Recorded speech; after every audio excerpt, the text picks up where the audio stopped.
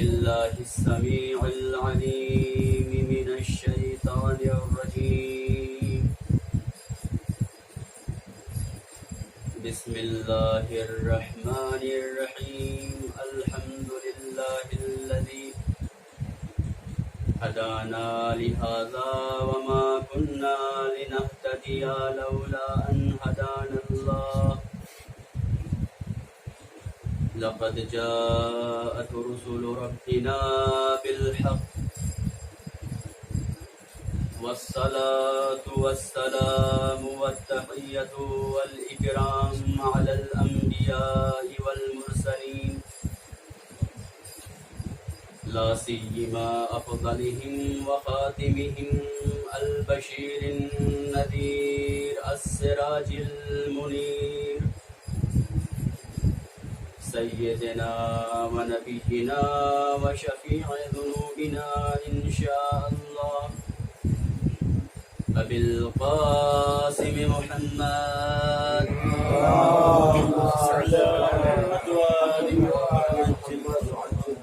وعلى أهل بيته الطيبين الطاهرين المعصومين المظلومين، ولعنة الله على أعدائهم أجمعين من الآن إلى قيام يوم الدين.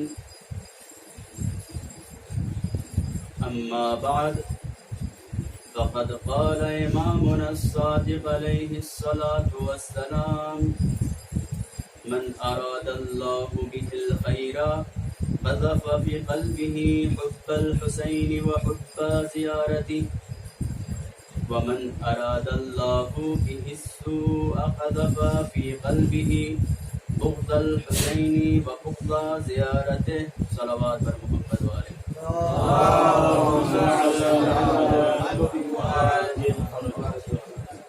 معزز سامعین، یہ ایام عذاب بہت ہی تیزی سے آگے بڑھ رہے ہیں،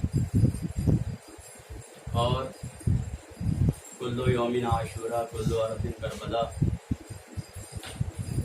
کا مصداق یہ ہمارے دن ہیں، اور یہ ہماری مجلسیں ہیں جو جگہ جگہ پر گزار ہو رہی ہیں. جس حدیث کو میں نے اپنا سرنامہ سخن قرار دیا ہے، اس حدیث میں امام صادق علیہ الصلوۃ والسلام ارشاد فرماتے ہیں: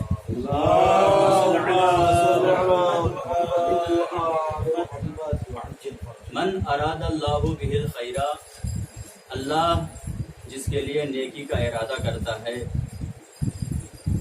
قذف فی قلبہ حب الحسین و حب زیارتہ، تو اللہ اس کے دل میں محبت حسین اور محبت زیارت حسین علیہ السلام بھر دیتا ہے.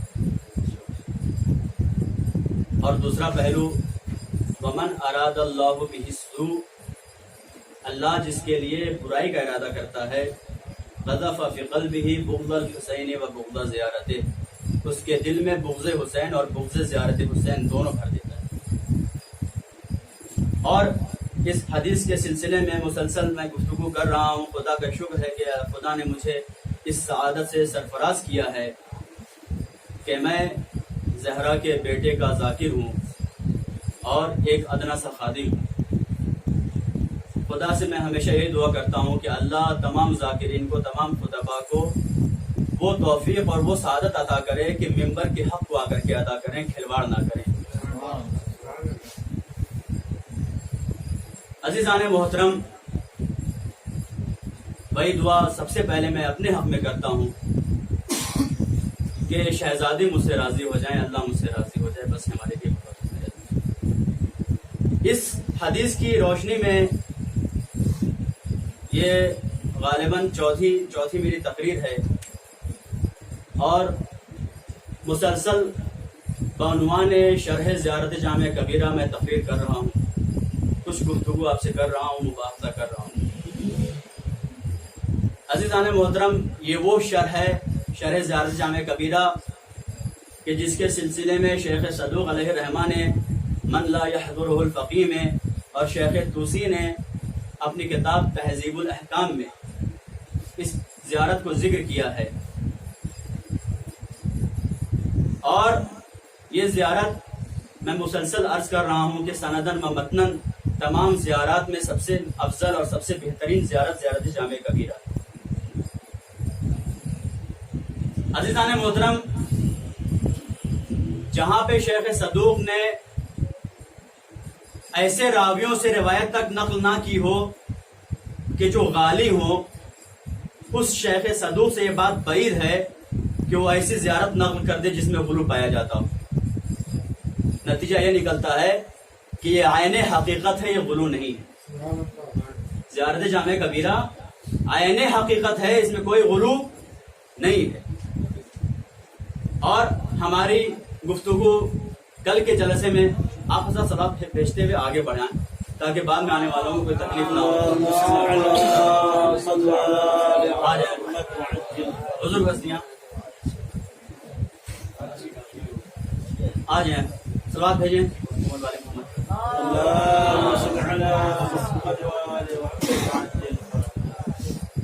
عزیزان محترم، شرح زیارت جامع کبیرہ کے عنوان سے کل ہماری گفتگو چل رہی تھی، وَخُزَّانَ الْعِلْمِ وَمُنْتَهَى الْعِلْمِ وَأُصُولَ الْكَرَمِ۔ اہل بیت اطہار خزان العلم، علم الہی کے خزینہ دار ہیں۔ سارے علم الہی کی کنجیاں اہل بیت کے پاس ہیں۔ وَخُزَّانَ الْعِلْمِ وَمُنْتَهَى الْحِلْمِ، اور وہ حلم کی انتہا پر ہیں، ایسے حلیم ہیں جو ان سے بڑا کوئی حلیم نہیں ہے۔ وَأُصُولَ الْكَرَمِ، اور کرم کی اصلیں ہیں، کرم کی جڑ ہیں۔ عزیزان محترم، کل ایک دو بات رہ گئی تھی، اس کو عرض کرتا چلوں اور پھر انشاءاللہ اس کے آگے کے فقرے کی طرف ہم آتے ہیں، دیکھتے ہیں کہ معصومین کے سلسلے میں امام نے کیا فرمایا ہے۔ کل ایک بات رہ گئی تھی خزانہ العلم کے سلسلے میں کہ اہل بیت علم الہی کے خزانہ دار ہیں۔ عزیزان محترم، شاعر ہے جس کا نام ہے ابو نواس، وہ امام ہشتم کی خدمت میں آتا ہے اور آنے کے بعد سے کہتا ہے مولا میں نے آپ کے لیے کچھ مدحت کی ہے۔ تو امام نے کہا کہ بسم اللہ سناؤ پھر، تو وہ سنانا شروع کرتا ہے۔ جب وہ سنا چکتا ہے تو امام نے ایک رقعہ نکالنے کے بعد سے اس کو دیا۔ اب جب اس نے اس رقعے کو دیکھا تو دیکھا کہ بے عینے جو اشعار جو بیتیں اس نے کل شب کو کہی تھی وہ بے عینے لکھی ہوئی ہیں اس رقعے میں۔ کہتا ہے مولا یہ میری بیتیں پرانی بھی نہیں ہے، کل شب میں نے اسے لکھی ہے، میں نے آپ کے علاوہ ابھی سے پہلے کسی کو سنایا بھی نہیں۔ مولا یہ آپ کے پاس کیسے آ گیا؟ خدا کی قسم کھاتا ہوں یہ میرا شعر ہے۔ امام نے فرمایا گھبراؤ نہیں، شعرا کی عادت ہوتی ہے گھبرا جاتے ہیں کہ بھائی میرا شعر مجھ سے پہلے کسی اور کے پاس کیسے چلا آیا۔ تو امام نے فرمایا گھبراؤ نہیں، یہ تمہارا ہی شعر ہے۔ مولا آپ کے پاس کیسے آیا؟ مولا نے فرمایا کہ میرے پاس جفر و جامعہ میں یہ لکھا ہوا ہے کہ انکا تمجدونی بہا، تم ان اشعار کے ذریعے سے ہماری مدحت کرو گے، ہماری تمجید کرو گے۔ عزیزان محترم، ابھی شاعر نے شعر کہے نہیں لیکن وہ جفر و جامعہ میں موجود تھا کہ یہ شاعر ہماری مدحت کرے گا۔ یہ جفر و جامعہ کیا ہے؟ عزیزان محترم، اب یہاں پہ شعراء حضرات کو جا کر کے مجدہ سنا دینا چاہیے، نوید دے دینی چاہیے کہ آپ زیادہ نگران نہ ہو، زیادہ پریشان نہ ہو۔ آپ کا کلام کوئی لکھے نہ لکھے، کوئی نثر نہ خان یا کوئی شاعر، چاہے وہ نثر میں ہو چاہے نظم میں ہو، نگران پریشان نہ ہو، کوئی لکھے نہ لکھے، جفر و جامعہ میں لکھی ہوئی ہے۔ یہ جفر و جامعہ صحیفہ فاطمہ کیا ہے؟ صحیفہ کے سلسلے میں ملتا ہے کہ یہ قرآن کے 3 گنا برابر ہے، 3 گنا زیادہ ہے، اور جامعہ وہ چیزیں ہیں کہ جسے رسالت مآب نے املا کیا اور مولائے متقیان نے لکھا، سارے اس میں احکام موجود ہیں، اور جفر میں تمام سابقہ کے کتب کے مفاہیم اس میں موجود ہیں۔ عزیزان محترم، اہل بیت کا علم کے سلسلے میں بہت ساری روایت آپ نے پڑھا ہوگا نا، مدینہ العلم وعلی بابھا، اطلبوا العلم ولو بالسین، طلب العلم فریضۃ علی کل مسلم و مسلمہ۔ مجھے اب ان سب چیزوں کی ڈیٹیل میں نہیں جانا ہے کیونکہ ہمارے پاس وقت نہیں ہے، میں مختصر سی شرح کر کے آگے بڑھ رہا ہوں. اب آئیے منتہی الحلم و اصول الکرم.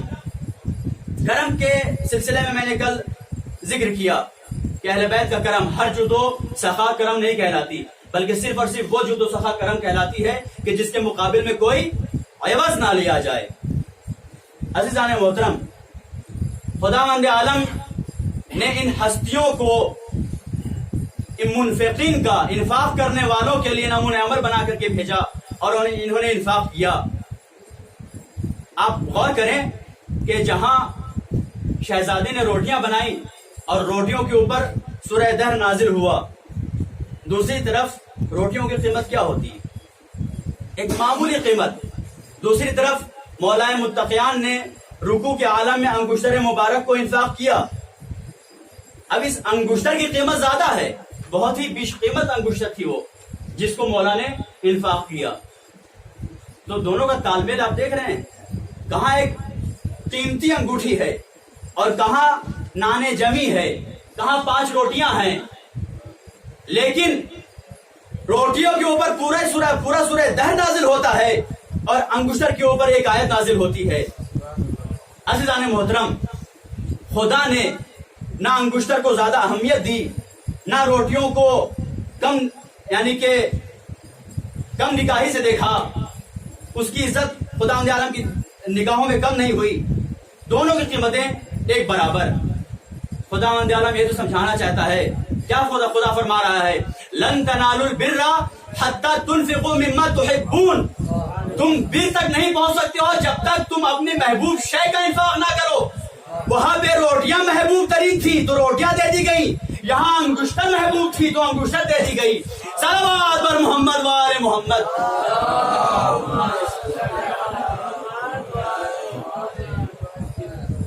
عزیزان محترم، پھر اس کے بعد یہ سلسلہ آگے بڑھتا ہے. وَأُصُولُ الْكَرَمِ وَقَادَةَ الْأُمَمِ. اہل بیت کیا ہیں؟ قادۃ الامم ہے. قادہ جمع قائد ہے، قائد کی جمع قادہ، اور امم امہ کی جمع ہے. اہل بیت کیا ہے؟ قادۃ الامم ہے. امہ نہیں کہا ہے بلکہ امم کہا ہے. جتنی امتیں ہیں ان سب کے سرپرست کون ہیں؟ اہل بیت اطہار ہیں. عزیزان محترم، قادۃ الامم، اہل بیت تمام امتوں کے کیا ہیں؟ قائد ہیں. عزیزان محترم، امت کسے کہتے ہیں؟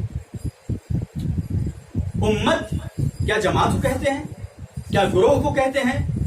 کیا قبیلے کو کہتے ہیں؟ نہیں، امت اس جماعت کو کہتے ہیں کہ جو کسی ایک خاص مقصد کی طرف، کسی خاص پیشوا کی پیشوائی میں آگے بڑھے، اسے امت کہتے ہیں.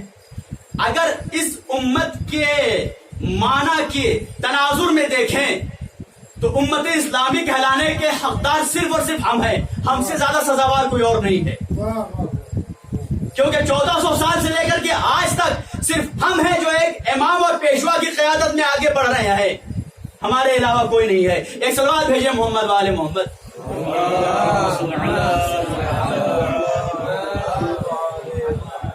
وقادۃ الامم. اور ہم کس طرف بڑھ رہے ہیں؟ روایت میں آیا ہے، تم غور کرو، من اینا الی اینا فی اینا. تم غور کرو کہ تم کہاں سے ہو، کہاں ہو اور کہاں جاؤ گے. ہمارا مبدا کیا ہے، ہمارا ظرف کیا ہے اور ہمارا مقصد کیا ہے. مبدا ہمارا خالق کائنات ہے، ظرف یہ کائنات ہے، اور منتہا اور مقصد ہمارا کیا ہے؟ خالق کائنات ہے. انا للہ و انا الیہ راجعون. ہم سب اللہ کی طرف سے ہیں اور اللہ کی طرف پلٹ کر کے چلے جائیں گے. اب جب ہم فی آئینہ، جو یہ ظرف ہے، اس ظرف کی ہماری مسئولیت کیا ہے، ذمہ داری کیا ہے، تو خداوند عالم ارشاد فرماتا ہے وما خلقت الجن والانس الا لیعبدون. ہم نے جنات و انسان کو خلق ہی نہیں کیا مگر ایک ہماری عبادت کریں. اب عزیزان محترم، عبادت کریں.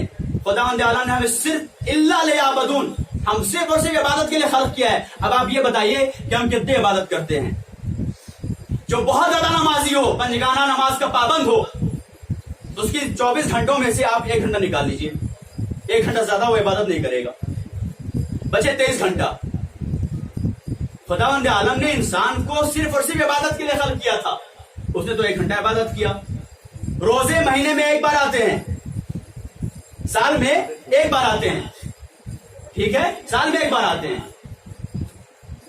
اگر پوری عمر سے ہم نکال لیں ان تمام عبادات کو, نماز, روزہ, حج, زکات, خمس, جہاد, امر بالمعروف, نہی عن المنکر, تولا تبرع, اگر ان تمام کو اکٹھا کر کے انسان کی جو معمولی زندگی ہوا ہو تو کرتی ہے 60 سال, اس میں سے اگر آپ نکال لیں کتنا نکالیں گے؟ 10 سال نکال لیجیے, 20 سال نکال لیجیے, پھر بھی انسان 30 سال اور 40 سال بیکار ہے.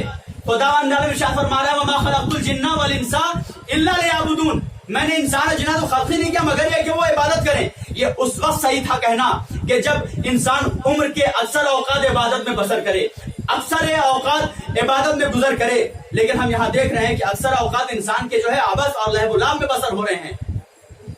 پھر کیسے اس آیت کے اوپر عمل ہو سکتا ہے؟ ہاں آزاداران امام مظلوم کربلا, ہاں عزیزان محترم, جن کو ہم نے قائد مانا, جنہیں ہم نے پیشوا مانا, جن کے ساتھ ہم نے زندگی کے سفر کو شروع کیا, انہوں نے ہمیں طریقہ بتایا کہ دیکھو تم اگر نماز کی طرف جاؤ گے, روزہ کی طرف جاؤ گے تو اچھی بات ہے, جاؤ نمازیں زیادہ پڑھو, روزہ زیادہ رکھو, حج زیادہ کرو, تمام نیکیاں زیادہ سے زیادہ انجام دو, لیکن تم ان کے تمام اعمال کے اوپر عمل پیرا ہونے کے باوجود اپنے ہر زندگی کے پہلو کو عبادت سے منور نہیں کر سکتے ہو. ہاں آؤ میں تمہیں ایک راستہ بتا دیتا ہوں. دیکھو جب تک علی ابن ابی طالب نگاہوں کے سامنے موجود ہوں تو ان نظر الی وجہ علی ابن ابی طالب عبادت, علی کے چہرے کو دیکھتے رہو, علی کے چہرے کو دیکھنا عبادت ہے. لیکن جب علی موجود نہ ہو تو ذکر و علی عبادت, علی کا ذکر کرو, علی کا ذکر کرنا عبادت ہے. لیکن دیکھو جب تم ذکر بھی کرنے سے قاصر ہو سکتا ہے کہ تقیہ کا عالم ہو سکتا ہے کہ دشمن تمہارے سروں کے اوپر سوار ہو, تو تم ایسے صورت میں کیا کرو گے؟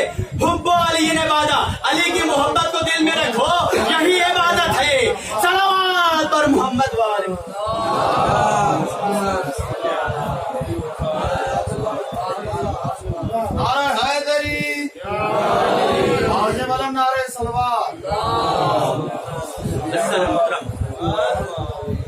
وقادت الامم, امتوں کے قائد اہل بیت اطہار.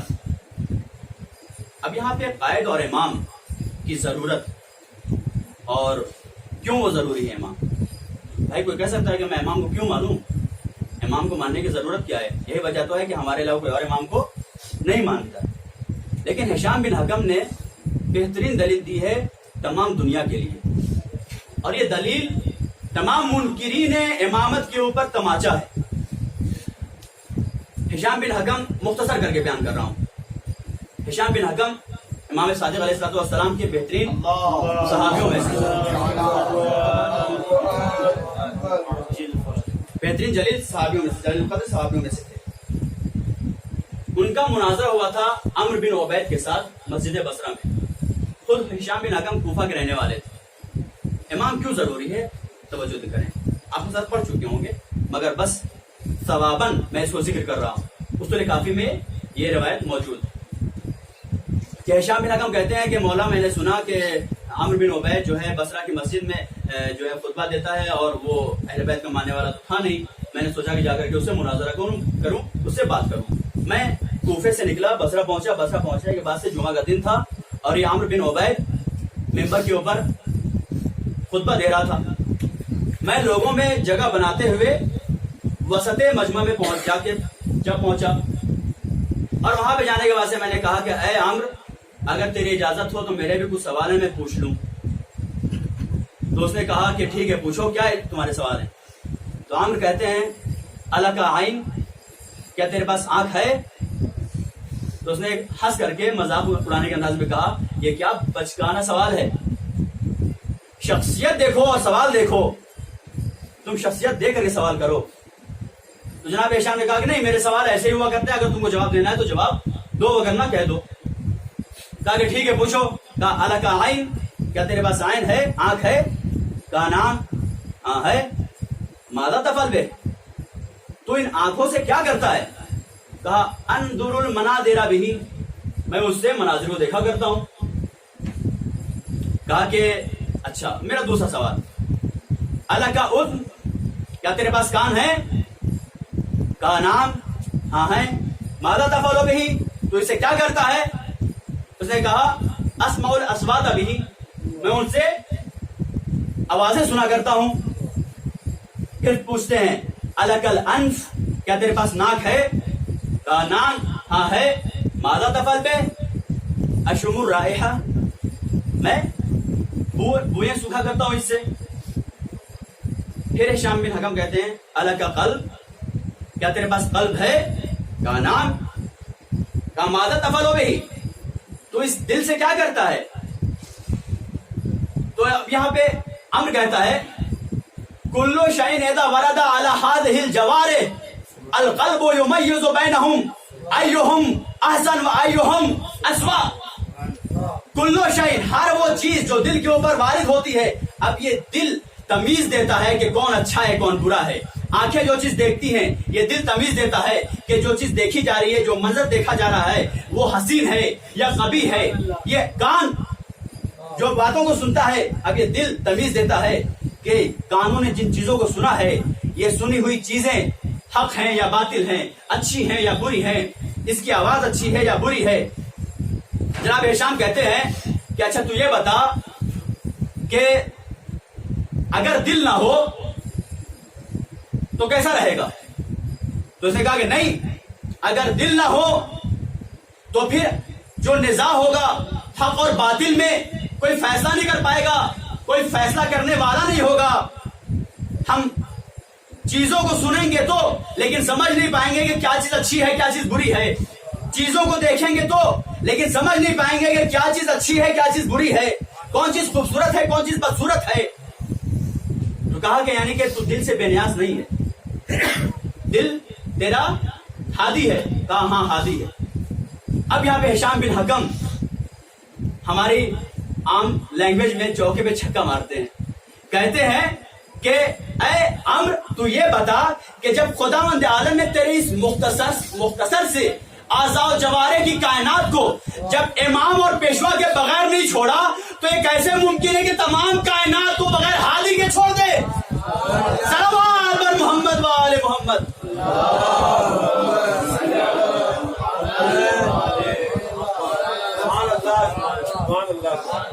जब खुदावंद आलम एक मुख्तसर सी कायनात जो जिस्म की कायनात है, इसको जब हादी और रहबर के बगैर खुदा ने नहीं छोड़ा, तो ये कैसे मुमकिन है कि तमाम कायनात को खुदावंद आलम हादी और रहबर के छोड़ दे? तो ये है क़ादतुल उमम व क़ादतुल उमम, ये है उम्मतों के कायल व औलियाअन नियाम, और नेमतों के औलिया हैं। ये क्या है? औलियाए नियाम है। नियाम नेमा की जमा है, औलिया वली की जम।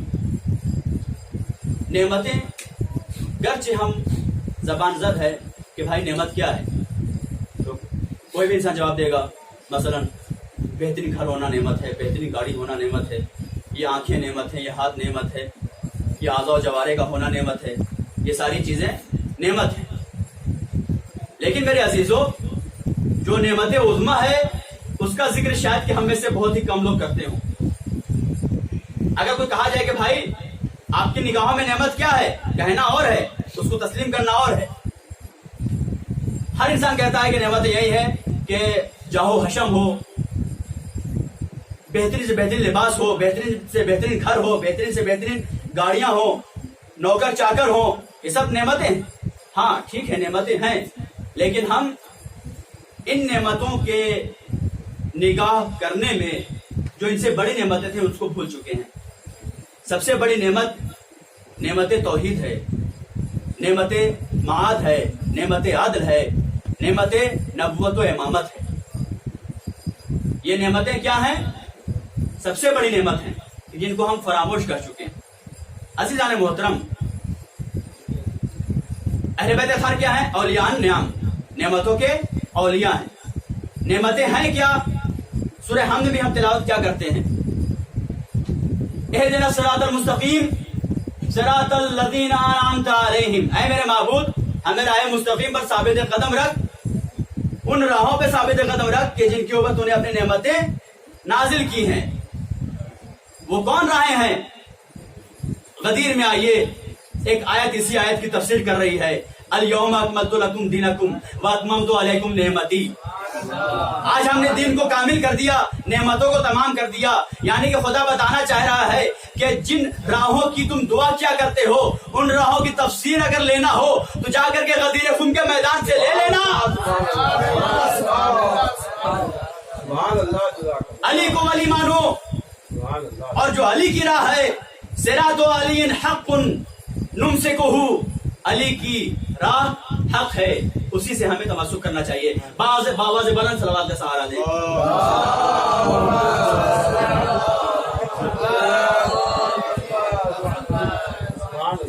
अज़ीज़ान मोहतरम, औलियाए नियाम है ये, अहले बैत अतहार नेमतों के वली हैं।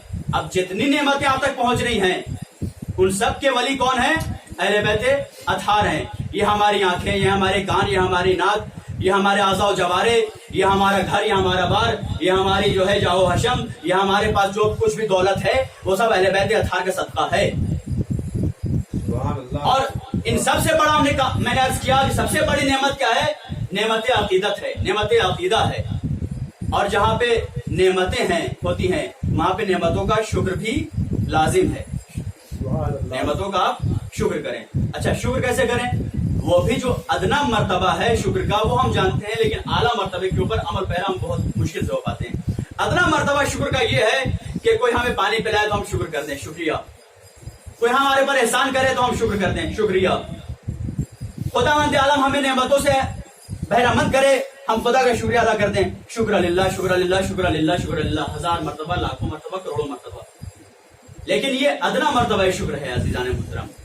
इससे आला मर्तबा शुक्र ये है कि खुदावंद आलम ने हमें आंख दिया है, तो हम खुदावंद आलम की इस नेमत को गुनाहों में सर्फ ना करें। हमें कान दिया है तो हम इससे ग़ीबतें ना सुने। हमें ज़बान दिया है तो हम इससे झूठ, ग़ीबत और तोहमत किसी को ना बांधे। यह शुक्र नेमत अज़ीज़ान मोहतरम। तो अब यहाँ पे जहाँ नेमतें दो तरह की हैं, या मादी नेमतें हैं या मानवी नेमतें हैं। मादी नेमतें ये हैं कि खुदावंद आलम माल, जाहो हशम, दौलत, आंख, नाक, कान, आज़ा जवारे की नेमत दे रहा है, ये मादी नेमतें हैं। उसके मुकाबले में दूसरी जो है नेमतें हैं, वो मानवी नेमतें हैं। मानवी नेमत क्या है? अक़ीदे तौहीद, अक़ीदे हज, अक़ीदे नबूवत, अक़ीदे इमामत। ये दो तरह की नेमतें हो गई हमारे पास। अब इन दोनों का शुक्र अदा करने के लिए अब अगर हम अमली मैदान में आएंगे तो सिर्फ ज़बानी शुक्र काफी नहीं था, बल्कि अमली शुक्र होना जरूरी था कि आप अमली शुक्र करें। खुदा ने आंख दिया है तो आंख को मुहर्रमात में सर्फ ना करें, कान को मुहर्रमात में सर्फ ना करें। तो जिस तरीके से मादी नेमतों का शुक्र यह है कि हम खुदावंद आलम की कही हुई चीजों में ही इन आज़ा जवारे को लगाएं, तो मानवी जो नेमतें खुदावंद आलम ने हमें दिया है, ये जो अक़ीदा तौहीद दिया है, नबूवत दिया है, इमामत दिया है, उसका शुक्र क्या है? तो अज़ीज़ान मोहतरम, ये मजलिसें वही तो शुक्र का तरीका है, ये सबीलें वही तो शुक्र का तरीका है, ये नहो मातम वही तो शुक्र का तरीका है। एक सलवात पर आवाज़े बुलंद,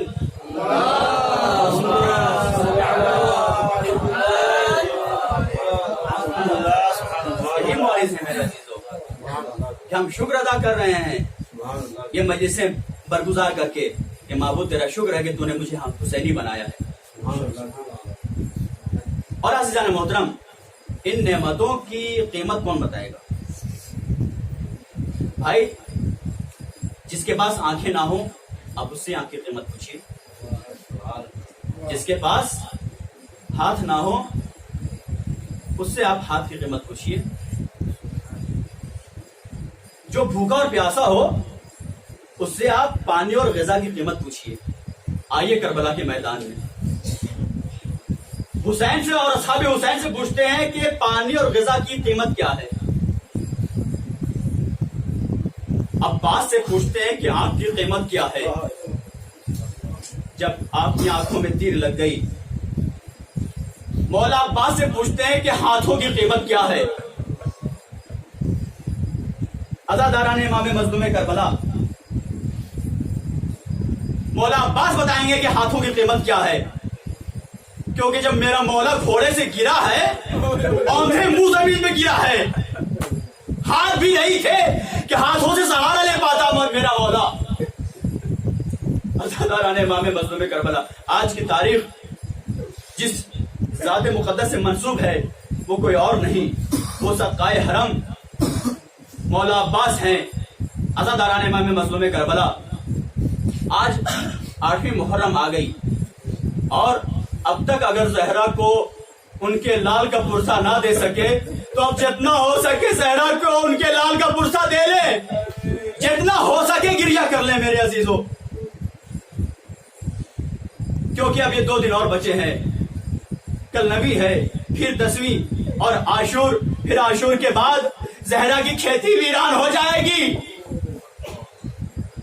علی اکبر نہیں رہیں گے, قاسم نہیں رہیں گے, اون و محمد نہیں رہیں گے, بیبیوں کے سروں سے ردائیں چھین لی جائیں گی. ہاں زاداران امام مظلوم کربلا, آج ہمیں مولا عباس کے اوپر کیا کرنا ہے, اور ہم سب جمع ہوئے ہیں مولا عباس کا ماتم کرنے کے لیے. ایسا گریہ کریں, ایسی تعزیت پیش کریں کہ شہزادی ہم سے راضی ہو جائے. ایک واقعہ ہے کہ ایک شخص جس کی ماں علیل تھی, بیمار تھی اور بستر سے اٹھ نہیں سکتی تھی, وہ شخص, وہ جوان جگہ جگہ ڈاکٹروں کو دکھانے کے لیے لے کے گیا, لیکن کسی بھی دوا نے اثر نہیں کیا. وہ اپنی جب تمام جگہ سے مایوس ہو چکا تو اپنی ماں کو لے کر کے حرم ابی الفضل عباس میں آیا اور زری کے پاس اپنی والدہ کو رکھا. رکھنے کے بعد سے کہا, اے باب الحوائج, ہم نے سنا ہے کہ آپ باب الحوائج ہیں, آپ حاجتوں کے پورا کرنے والے ہیں. میری ماں کو تمام ڈاکٹرز نے جواب دے دیا ہے, آپ میری ماں کو شفا عطا کیجیے, ورنہ میں جا رہا ہوں نجف اشرف, جا کے آپ کے بابا سے شکایت کروں گا کہ آپ کا بیٹا باب الحوائج ہے اور میری ماں معلول ہے, اسے شفا نہیں مل رہی ہے. عزاداران امام مظلوم کربلا, اس نے اپنی ماں کو زری عباس کے پاس رکھا اور وہاں سے روانہ ہوا نجف کی طرف. راستے میں تھا کہ ہوا تاریک تھی, فضا تاریک تھی, اندھیرا چھایا ہوا تھا. وہ بڑھا جا رہا تھا نجف اشرف کی طرف. ایک مرتبہ دیکھا کہ سامنے سے کوئی سوار آتا ہوا نظر آ رہا ہے. وہ سوار جب قریب پہنچا تو آنے کے بعد سے پوچھتا ہے کہ اے شخص, اے جوان, تو کہاں جا رہا ہے؟ اس نے کہا, میری ماں بہت بیمار ہے, میں اسے ابو الفضل عباس کے حرم میں رکھ کر کے آیا ہوں, چھوڑ کے آیا ہوں تاکہ مولا عباس اسے شفا عطا کریں, اور جا رہا ہوں شاہ نجف سے شکایت کرنے کے لیے. اگر عباس نے شفا نہیں دیا تو میں جا کر کے مولا علی ابن ابی طالب سے شکایت کروں گا.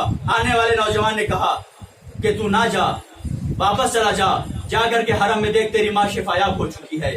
اب وہ واپس آیا, جب کربلا پہنچتا ہے, حرم ابی الفضل عباس میں پہنچتا ہے, جا کے کیا دیکھتا ہے کہ اس کی ماں صحیح و سالم ہے اور زری کو پکڑ اور دعائیں مانگ رہی ہے. عزاداران امام مظلوم کربلا, جب اس شخص نے دیکھا کہ میری ماں پیروں کے اوپر کھڑی ہے, فوراً واپس آیا. آنے کے بعد سے کہتا ہے, اے بزرگوار, تیرا لاکھ لاکھ شکر کہ تو نے مجھے یہ خوشخبری عطا کی ہے, مولا عباس نے میری ماں کو شفا عطا کر دی. اے بزرگوار, تجھ سے تیرا لاکھ لاکھ شکر کہ تو نے مجھے یہ خوشخبری عطا کی. اے بزرگوار, اب یہ کہہ کر کے آگے بڑھا کہ اس جوان کے ساتھ اس بزرگوار سے مصافحہ کرے, اور کہتا ہے کہ اے بزرگوار, آ کر کے مجھ سے مصافحہ کر لیجئے, میرے گلے لگ جائیے. ایک مرتبہ اس بزرگوار نے اپنی ردا سے, اپنے دوست سے ردا کو ہٹایا, اور ہٹانے کے بعد سے کہا, اے جوان, مدد کے لیے بلاتا بھی ہے اور پہچانتا بھی نہیں ہے, اور یہ جس عباس کے بازو نہر فرات میں ختم ہو چکے ہو, وہ مصافحہ کیسے کرے گا؟ ہاں باب اعظم, یہ ہے عباس. جب خیام حسینی میں کوئی نہ بچا تو ایک مرتبہ امام حسین کی خدمت میں آتے ہیں. آنے کے بعد سے کہتے ہیں, اے آقا حسین, اب عباس کو بھی مرنے کی اجازت دیجیے. امام حسین نے کہا کہ اے بھیا عباس, تم تو میرے لشکر کے قافلہ سالار ہو, میں تمہیں مرنے کی اجازت کیسے دوں؟ جناب عباس نے کہا کہ اے مولا, اب وہ لشکر ہی کہاں کہ جس کا میں قافلہ سالار تھا. عزاداران امام مظلوم کربلا, بہرکیف جناب سکینہ کی پیاس کو دیکھتے ہوئے, مد نظر رکھتے ہوئے, امام حسین نے کہا کہ بھیا, میں تمہیں مرنے کی اجازت نہیں دیتا ہوں, ہاں تم اتنا کرو کہ یہ لو مشکیزہ, جانے کے بعد سے پانی لے آؤ تاکہ بچے پیاسے ہیں ان کی پیاس بجھ جائے. ہاں عزاداران امام مظلوم کربلا, جناب عباس گئے خیمے میں, مشکیزہ کو اٹھایا. مشکیزہ اتنی سوکھی ہوئی تھی کہ اس کو سینے سے لگانے سے جناب عباس کی پیاس میں اور غلبہ ہو رہا تھا. مشکیزہ لے کر کے آئے. آنے کے بعد سے امام حسین نے ٹوٹا ہوا نیزہ دیا. جناب عباس گھوڑے پر سوار ہوئے اور نہر فرات کا رخ کیا. نہر فرات میں پہنچے. جانے کے بعد سے مشکیزہ کو بھرا. بھرنے کے بعد واپس آئے. جب واپس آ رہے تھے تو پھر عزاداران امام مظلوم کربلا ایک شقی نے ایسا وار کیا کہ عباس کا دایاں بازو قلم ہو گیا. جناب عباس نے اب مشق کو اپنے منہوں سے سنبھالا, اپنے دہنے مبارک سے تھاما اور علم کو بائیں ہاتھ میں پکڑا اور خیمے کی طرف رواں ہوئے. ایک شقی نے ایسا وار کیا مولا عباس کا بایاں بازو بھی قلم ہو گیا. عزاداران امام مظلوم کربلا جناب عباس نے پھر بھی ہار نہیں مانی. جناب سکینہ تک پانی پہنچانا ہے, خیمے کی طرف رواں دواں ہے کہ ایک شقی نے ایسا وار کیا کہ جناب عباس کی آنکھوں میں تیر پیوست ہو گئے. اب جناب عباس نے اس تیر کو آنکھوں سے نکالنا چاہا. نکالے تو کیسے نکالے, ہاتھ قلم ہو چکے. ہار باب اعظم خدا کو کوئی غم نہ دے سوائے غم حسین کے. جناب عباس نے آنکھوں سے تیر نکالنے کا ایک راستہ یہ سوچا کہ زانو کے بیچ میں آنکھوں کے تیر کو دبا کر کے نکال لیا جائے. جناب عباس نے جیسے سر کو جھکایا تاکہ تیر کو گھوڑے اور زانو کے بیچ میں دبا کر کے کھینچ سکے. ایک مرتبہ جب شقی نے دیکھا کہ سر جھکا ہوا ہے, سر کے اوپر ایسا گرز مارا, ارے جناب عباس کا سر شگافتہ ہو گیا. اب جو مولا گھوڑے سے زمین پر تشریف لائے تو ہاتھ بھی نہیں ہے کہ جس کے ذریعے سے سہارا دے سکے. گھوڑے پر تشریف لایا, آواز دی السلام علیکم یا ابا عبداللہ الحسین وسيعلم الذين ظلموا أي منقلب ألا لعنة الله على القوم الظالمين. الہی بحق زہرا وفیہا وماریہا وغیہا وسیف المصور. یا اللہ ہماری اس مختصر سے عبادت کو قبول فرما. یا اللہ جو بیمار ہو سے شفا کامل عاجل عطا فرما, جو مقروض ہو سے قرضے سے سکون خوشی عطا فرما, جو سفر کے قید میں ہوں انہیں بخیر و عافیت بدن میں واپسی عطا فرما. اے مولا ہم سب طالب علم ہیں, یہاں پہ ہمیں بہترین علوم اہل بیت اور